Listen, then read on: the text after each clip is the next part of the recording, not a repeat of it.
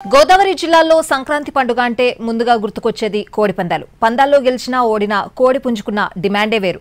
Dry fruits మేతగా వేసి కోడి పుంజులను పెంచుతారు. సంక్రాంతి పండుగకు ఇంటికొచ్చిన బంధువులు కొత్త అల్లుళ్లు కోస మాంసాన్ని లొట్టలేసుకుంటూ తింటారు. ఈ కోస ప్రత్యేకమైన పై మరింత సమాచారం మా రాజమండ్రి ప్రతినిధి శ్రీనివాస్ అందిస్తారు.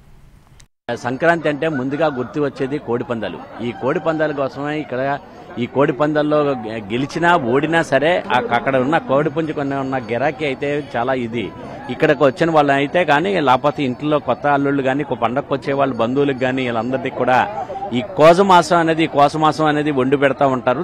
దీన్ని టేస్టే వేరుగా ఉంటది. అయితే ఇక్కడ పందెం గెలిచిన వాళ్ళు ఉన్నారు, వాళ్ళని అడిగి తెలుసుకుందాం. అండి, మీరు పందెం గెలిచారు కదా, ఎలాగున్నది? బాగుంది, సంతోషంగా ఉందండి. మేము 5,000 వేసామండి, 10,000 పైన కట్టుకున్నారు వాళ్ళు కాసుకుంటే వాళ్ళు. బాగుందండి, చాలా బాగుంటదండి, చాలా బాగుంటదండి.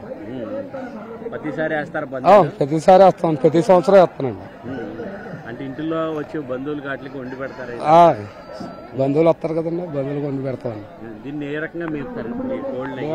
అది జీడిపప్పు, బాదం పప్పు అండి, వడ్లు, గంటలు, సోళ్ళు ఇవన్నీ ఏంటంటే పుంజులు అయితే నేను ఇస్తాను, మా మాయ తనే పెంచుతాడు. పందానికి రెడీ చేస్తాడు. సంవత్సరం నుండి తనే పెంచుతాడు. 4 నెలల నుంచి తయారు చేస్తాం. పెంచడం వల్ల టేస్ట్ గా ఉంటాయా? అవునండి. ఎదర పుంజు కొడతకి ధీమాగా ఉంటుందండి. ఇప్పుడు ఆ పుంజుని కొట్టిందండి, ఇది దీని మీద పెద్దానికి కొట్టింది చెప్పబోతాం అండి.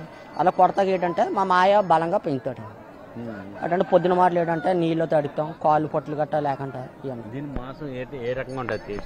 కోస మాసం అయితే అంటే తిరిగి ఉంటదండి. ఒకసారి కత్తి దూరిందంటే తిరిగి ఉంటదండి. కోస మాసం బాగుంటుంది. దీన్ని మళ్ళీ అమ్మేస్తారా ఈ మాసం?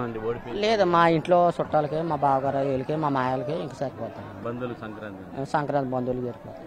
ఎందుకు పోటీ పడతారు ఈ కోస గురించి? కోస గురించి అంటే ఆ టేస్ట్ అండి, వాళ్ళు అలా రెడీ చేస్తారు కాబట్టి టేస్ట్గా ఉంటుంది కాబట్టి అండి. మటన్ ఎడతారు, ఏం బాదం పప్పులు అన్నీ పెట్టి మేపుతూ వల్ల కోస మాసం సంవత్సరం రాబోతే తినాలని పుట్టుదలకే కొనుక్కుంటారండి. ఈ కోళ్ళని మేపడానికి చేస్తారు. ఒక నెల రోజుల నుంచి ముందు నుంచి కూడా ఈ కోళ్ళని సిద్ధం చేయడం జరుగుతుంది.